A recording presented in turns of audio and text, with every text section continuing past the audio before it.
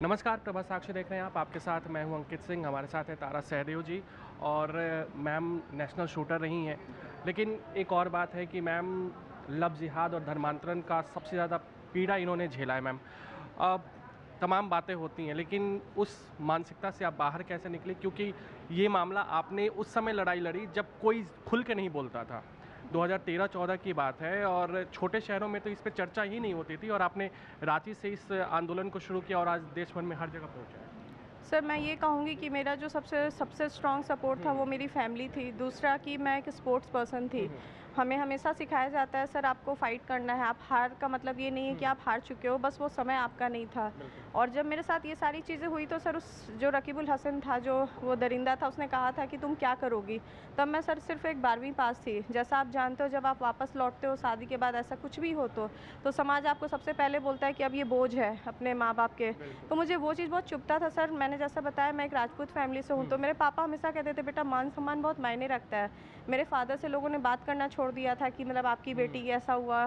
तो मुझे वो चीज़ बहुत चुभा सर। फिर मैंने सोचा मैं केस ज़रूर लड़ूँगी लेकिन एक विक्टिम बन के नहीं, हुँ, मैं एक फ़ाइटर बन के लड़ूँगी। मैंने अपनी पढ़ाई पूरी की, मैंने ग्रेजुएशन किया, पोस्ट ग्रेजुएट डिप्लोमा किया, बिल्कुल। इंटरनेशनल शूटर तो मैं बनते-बनते रह गई इनकी वज़ह से, क्योंकि मेरे आपने बैक अपना इंजरी। करियर आगे नहीं बढ़ाया? सर मैं शूटिंग परस्यू करना चाहती थी, बट उसने बैक इंजरी मुझे इतना मारा था कि मैं बैक इंजरी की वजह से कंटिन्यू नहीं कर पाई। हुँ, फिर मैंने अपनी पढ़ाई पूरी की, मैं कोच बनी इंटरनेशनल, फिर मैं इंटरनेशनल शूटिंग जूरी हूँ आज। बिल्कुल, और इस तरीके से मैंने फ़ाइट के साथ अपने अपने कहते हैं लाइफ़ को एक दूसरे पैनल में लिए रखा। बिल्कुल। कभी भी डिप्रेस्ड होती थी तो मैं अपने शूटिंग फ़ील्ड में जाती थी, बच्चों के साथ टीचर बनी, क्योंकि बच्चे वो माहौल होता है पॉज़िटिविटी का।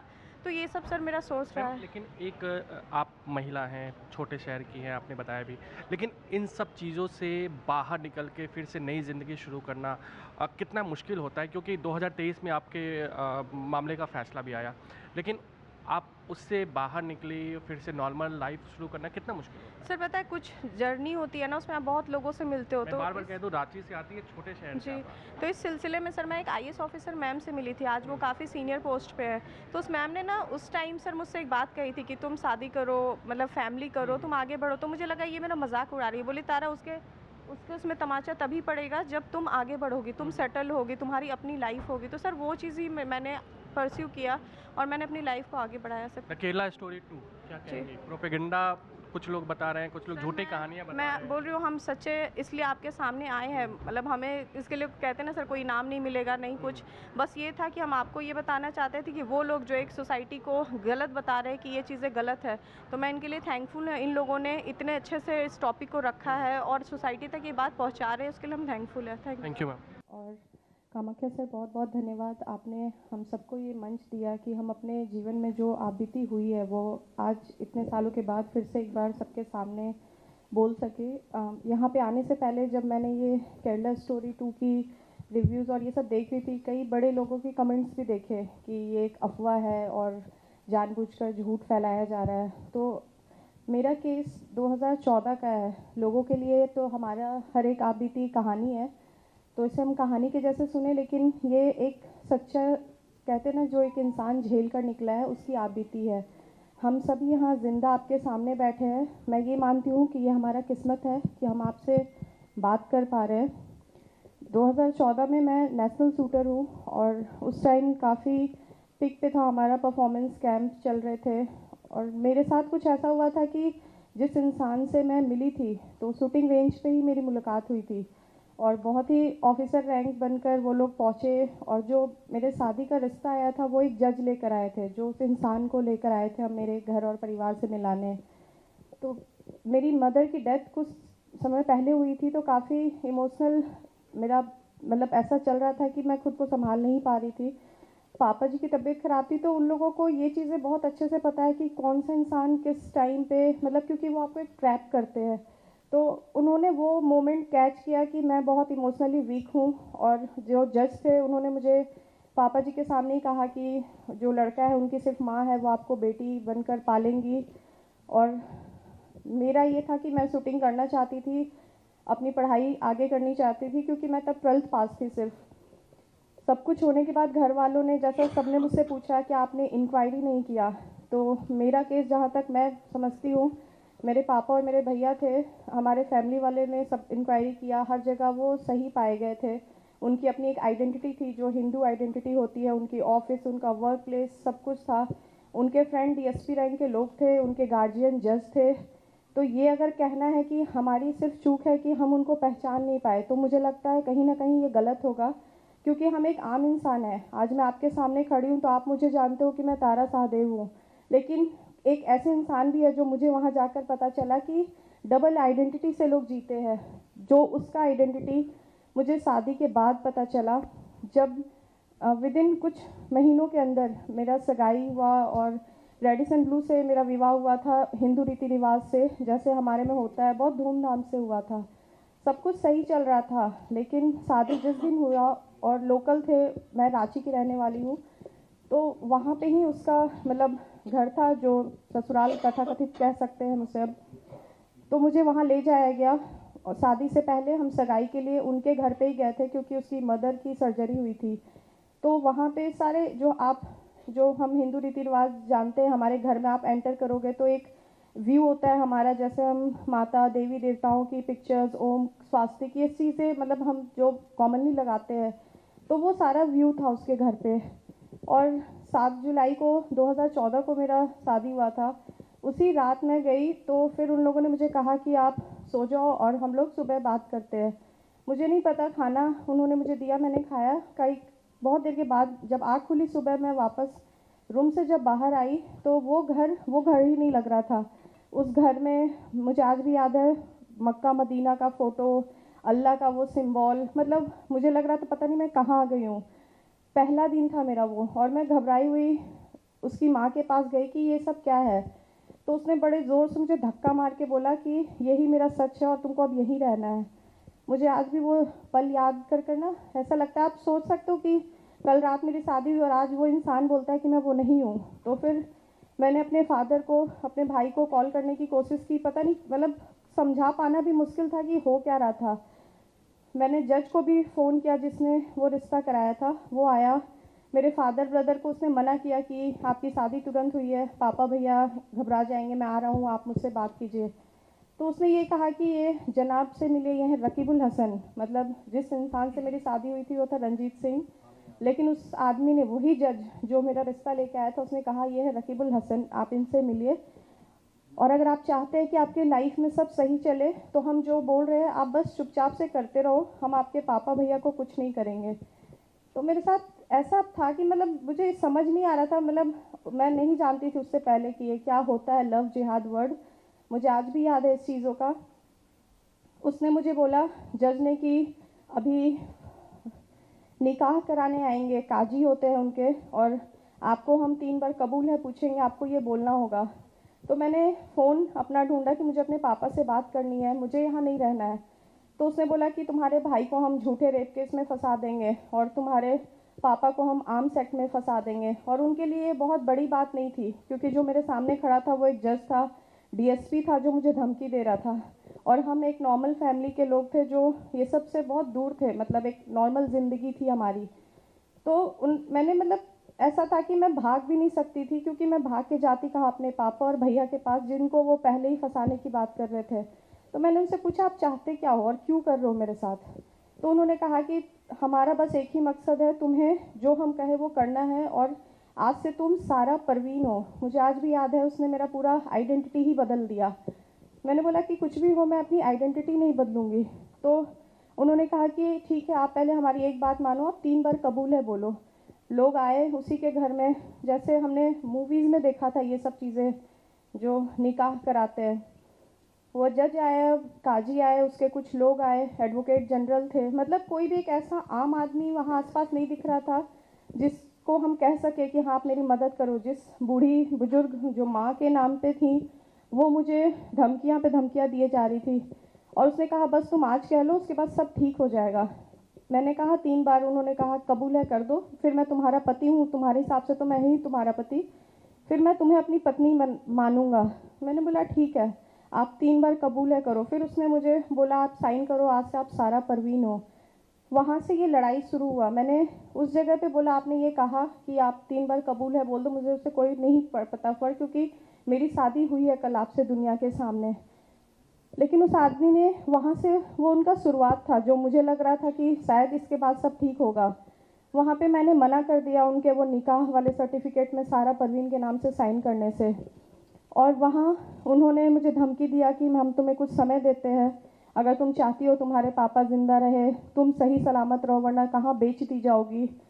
कान में आज भी वो आवाज़ सुनाई देता है, तुम पहली नहीं हो, तुम आखिरी भी नहीं हो, तुमसे पहले बहुत सी गई और बहुत सी और भी हैं जो इस रास्ते पे चल रही है।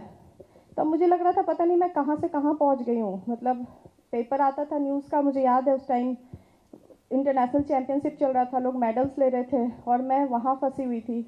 पापा जी का फ़ोन आया, अगले दिन वो मिलना चाहते थे, तो उन्होंने कहा कि नहीं शादी है, आप समय दो, वो लोग घूमने गए। ये चीज़ सिलसिला चलता रहा, मतलब कुछ दिन तक, जब तक उन्होंने बोला, मैंने बोला मुझे समय चाहिए, क्योंकि मैं खुद को समझाना चाहती थी कि मैं कैसे निकलूं। मुझे ऐसा था कि मैं नहीं चाहती थी कि मेरे पापा और भैया को मेरी वजह से कुछ हो जाए, या वो समाज जो हमें एक बार विदा करके भेज देता है, क्या वो ये सच जान के हमें एक्सेप्ट कर पाएगा। क्योंकि मैं जहाँ से आती हूँ, मैं एक राजपूत फैमिली से हूँ, तो मान सम्मान हमारे लिए बहुत इम्पोर्टेंट था। हमेशा से माँ ने बताया था सम्मान बहुत इम्पोर्टेंट है। तो उस इंसान ने एक झटके से थप्पड़ मारा कि तुम्हें जीना है तो तुम्हें वही करना होगा। मेरे लिए उसके बाद का टॉर्चर कोई मायने नहीं रखता था, क्योंकि मेरे लिए वो थप्पड़ बहुत था, क्योंकि वो वहाँ पे टूट गया था सब कुछ। तो मैंने उसी दिन डिसाइड किया कि चाहे ये जो भी इंसान है, मैं इसको छोड़ूंगी नहीं और मैं ये सच को तो सामने लाऊंगी। मुझे सच में नहीं पता था कि मैं किस चीज़ की शिकार हुई हूँ। मैंने उस दिन से ठान लिया कि मैं किसी भी कीमत पे इस जज को, इस डीएसपी को, ये चाहे जितने पावरफुल हो, मेरे पास कुछ नहीं था, मैं एक 12वीं पास लड़की थी, ना ही मैं बहुत पैसे वाली थी कि मेरे पास पावर पोजीशन था, लेकिन एक बात था कि जो वो कर रहे थे वो गलत था और मुझे उस सच को लाना था। 40 दिन मैं उस दरिंदे के पास रही हूँ, हर दिन ये सोच कर कि कैसे मुझे ये मौका मिले और मैं वहाँ से बाहर निकल पाऊँ जिंदा। उसने मारा, कुत्ते से कटवाया, कई बार गलत काम करने की कोशिश किया भी। लोगों के पास उस मुस्लिम जज के घर ले जाया गया कि तुम्हें बीफ खाना है, ज़बरदस्ती हर एक चीज़ कर, जितना एक लड़की को आप तोड़ सकते हो उसने तोड़ा। मेरे पापा भैया आए, उनको कहा गया कि हम बाहर घूमने गए हैं, मेरा फ़ोन इन लोगों ने छीन लिया। जब भी बात कराते थे स्पीकर ऑन करके, मुझे ये था कि मुझे मेरे पापा भैया भी सही सलामत चाहिए था और मुझे मेरा सम्मान वापस चाहिए। तो फिर उसका एक शेड्यूल था। ये ना एक नॉर्मल इंसिडेंट नहीं है जो हम सोचते हैं कि कोई एक वर्ग के लोग आ रहे हैं आपके जीवन को ख़राब कर रहे हैं। ये एक आतंकवादी लोग हैं। मैंने उसको घर पे देखा था, सैटेलाइट फ़ोन, जो हम आम आदमी नहीं देखते हैं, जो हमने मूवीज़ में देखा था। वो रात में वो फ़ोन्स निकालता था, कई फ़ोन, कई सिम्स चेंज कर करके, अलग अलग देश के उसको पैसे आते थे कैश, जब बेल बजता था पैसे का बैग भरा हुआ आता था। ये एक आम लोग नहीं है जो हम सोचते हैं कि नहीं, कोई एक लड़की थी जो प्यार के चक्कर में फंस गई और किसी मुसलमान के घर चली गई या शादी कर लिया। ये हमारे लिए सोच से बहुत परे है। बहुत ही सिस्टमेटिक वे में मेरे सामने कई लड़कियां उसके घर पे आई थी और वो बच्चियां वैसी थी जो 12th के बाद एक अच्छे कॉलेज में एडमिशन कराना चाहती थी, जिनको ये झांसा देते थे कि हम आपका एडमिशन करा देंगे। मतलब हर वो कमज़ोरी जो आपका है वो उन्होंने नस दबा रखा है उस चीज़ों का, और वो जानते हैं कि आप किस चीज़ों के लिए कमज़ोर हो और आप किस चीज़ों से उनके काबू में रह सकते हो। मेरे कमज़ोरी मेरे पापा और भैया थे। ये सब चीज़ों को देखकर बस मुझे इतना था कि मुझे उसके घर से ज़िंदा निकलना है। और प्रॉब्लम ये था कि वो इंसान जब भी फ्लाइट पे चढ़ता था, एक तो उसके पुलिस के बॉडीगार्ड थे जो फ्लैट के नीचे खड़े थे, जो मैं भाग नहीं सकती थी। मैं भाग के कहाँ जाती? पुलिस स्टेशन, जहाँ डीएसपी वाले रैंक के लोग खुद उसके घर शाम पे आते हैं। कोर्ट्स के पेपर, हाई कोर्ट के वो जज, ऐसा लगता था मैंने कोर्ट, मेरे केस से पहले सिर्फ देखा था मूवीज़ में, वहाँ देखा कि कोर्ट में कैसे पेपर्स आते हैं, ये जजमेंट बोलता था एडवोकेट जनरल, वो साइन करता था जज। मतलब उन लोगों ने पूरे सिस्टम का एक तमाशा बना दिया। फिर डर लगता था ये सोच के कि भी मैं कहाँ जा रही हूँ लड़ने, मुझे जाना है पुलिस के पास, मुझे केस लड़ना होगा कोर्ट में, ये सब तो इसके घर में है ना। और कहते हैं बिस्तर में बिकते हैं ये लोग उसके। और फिर भी मुझे नहीं पता था मेरा अंत क्या होगा, लेकिन मैं वहाँ नहीं मरना चाहती थी। मैंने डिसाइड किया कि बस किसी भी कीमत पे मुझे बाहर निकल जाना है। एक काम वाली थी जिसने मुझे वो हिम्मत दिया है। आज भी मैं उसकी थैंकफुल हूँ, जिसने मुझे इतना हिम्मत दिया कि दीदी आप भाग जाओ, कहीं भी भाग जाओ। तो उसी लड़की ने, उसी काम वाली ने ही, मैंने उसको नंबर दिया था कि जब मैं कहूँगी तो मेरे पापा भैया को बोलना पुलिस लेकर आएंगे घर पे, क्योंकि मुझे पता था ये मुझे ऐसे तो कभी जाने नहीं देंगे। उस काम वाली ने ही मेरी मदद की।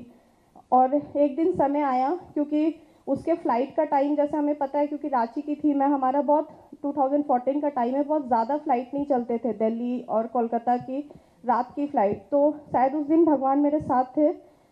उस दिन रिंग हुआ बेल, तो मुझे इसे मार कर बहुत ही बुरे कंडीशन में किया था। तो मुझे काम वाली उठाकर बाथरूम लाती ले जाती थी, क्योंकि मैं चलने के लायक भी नहीं थी उस टाइम।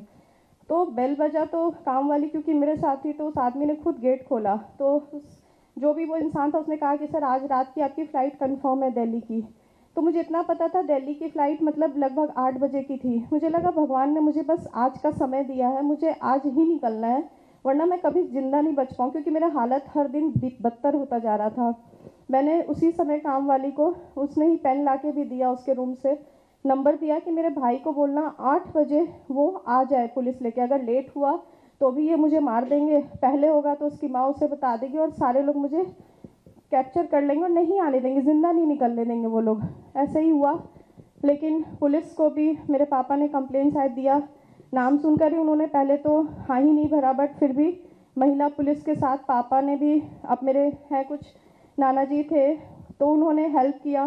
किसी भी तरीके से करते करते इन्होंने लेट कर दिया, 8:45 बजे तक शायद वो लोग पहुँचे, 8:45 या 9:15 का समय था। मैं जैसे पहुँचे तो उसकी माँ का मुझे आज भी वर्ड याद है, लड़की भागने में कामयाब हो गई है, इसको रोको। उसने फट से जज को फ़ोन लगाया, पुलिस तो सामने खड़ी थी। मुझे आज भी याद है, एसआई था वो भी एक मुस्लिम ही था जो जेंट्स था, और एक मैम थी। तो उसने कहा कि इस लड़की को आज रात भर यहाँ रोक लो और इसके बाद हम देख लेंगे। और जज का फ़ोन था, क्योंकि वो ऊंचा सुनती थी तो उस फ़ोन का स्पीकर ऑन रहता था, तो सारी बातें सुनाई दे रही थी कि इस लड़की के पति के पास इसको छोड़ना है, इसे नहीं ले जा सकते हो तुम। और वो पुलिस जो मुझे रेस्क्यू करने आया था वो जी साहब कर रहा था, और मैं चौथे तल्ले पे थी उस जगह पे। मुझे समझ नहीं आया, कहते ना इंसान पागल हो जाता है। मेरे पापा भैया थे, मैंने कहा आप मुझे छूना नहीं, दूर रहना, वरना ये लोग आपको फंसा देंगे। वो लोग तो सोच रहे थे मैं पागल ही हो चुकी हूँ, क्योंकि मुझे पता था ना वो क्या कर सकते हैं। तो मैंने लास्टली 1 घंटे चला ये सब कुछ। डीएसपी आ गया, जज पहुँच गए, एडवोकेट जनरल आ गया, वो सारा उनका जो एक ग्रुप था वो पहुँच गया। उन्होंने कहा ये लड़की यहाँ से नहीं जाएगी। और वो पुलिस, वो जो हमारे रक्षक थे वो मुझे छोड़ के जा रहे थे। लास्ट में मैंने सोचा वो तो मुझे मार ही देंगे आज वैसे भी। मैंने बोला मैम मैं यहाँ से कूद जाऊँगी, क्योंकि ये मुझे ज़िंदा नहीं छोड़ेंगे, इनको पता चल चुका है। मुझे आज भी याद है, कुछ हैं लोग जो सच में अपनी ड्यूटी करते हैं। वो एसआई मैम ने कहा कि इस लड़की को मैं यहाँ अकेला छोड़ के नहीं जाऊँगी। उन्होंने देखा मेरा हाल क्या था और उन्होंने कहा कि मैं इसको पुलिस के अपने लॉकअप में रखूँगी, लेकिन मैं इसको ना यहाँ छोड़ूंगी ना उसके मायके में छोड़ूंगी। वो एक पल था जहाँ मैं उस अंधेरे से बाहर निकली थी। मुझे नहीं पता था मेरा अगला दिन क्या होने वाला है। सब ने पावर लगा लिया कि तुम रोक लो। फिर एसआई ने साथ दिया मेरा, मैं वहाँ से बाहर निकली, मुझे पुलिस अपने साथ ले गई। कंडीशन इतनी ख़राब थी कि वो लॉकअप तो कहाँ ही ले जाती, मुझे सदर अस्पताल ले जाया गया, वहाँ रेफ़र किया गया, रिम्स में मेरा इलाज शुरू हुआ। और वहाँ पे अगले दिन सुबह ही इनके लोग पहुँच गए। इतना डर था मुझे कि ये मेरा नाम जानकर शायद मुझे जहर डालकर ना मार दे, क्योंकि वो कर सकते हैं, वो सब कुछ कर सकते हैं। तो मैंने, जो सर ने मेरा एडमिशन लिया था, मैंने बोला सर मेरा स्पेलिंग गलत कर दो, मुझे कहीं भी रखो, मुझे वार्ड में मत रखना वुमेन, क्योंकि वो मुझे मार देंगे। सर ने, मुझे याद है, ट्रॉमा सेंटर मैन के उसमें मेरा एडमिट हुआ था। मुझे अकेली, मैं लड़की थी और बाकी लोग ट्रॉमा सेंटर वाले जेंट्स थे सारे। वो लोग आए, वैसे ही सबने ढूंढना शुरू किया। मेरी किस्मत शायद यहाँ थी कि मैं एक शूटर थी, तो हमेशा से जब मेडल हम लेते थे मीडिया वाले हमें जानते थे। तो प्रभात खबर वो न्यूज़ था जो मुझे याद है आज भी, कि नेशनल शूटर के साथ हुआ प्रताड़ना। वो न्यूज़ अचानक से फैल गया सुबह, और मेरे घर वाले, मेरे पापा ने पूछा था बेटा तुम चाहती क्या हो, लड़ना चाहती हो इन लोगों से? मैंने बोला हाँ, बस साथ चाहिए आप लोग का। और ये बात बहुत ज़रूरी है ना कि आप लोग जितने यहाँ हो, ये लड़ाई ना किसी अकेले लड़की की नहीं है, उसका परिवार उसके साथ जब तक खड़ा नहीं होगा, जब तक समाज खड़ा नहीं होगा, कुछ नहीं कर सकती है कोई।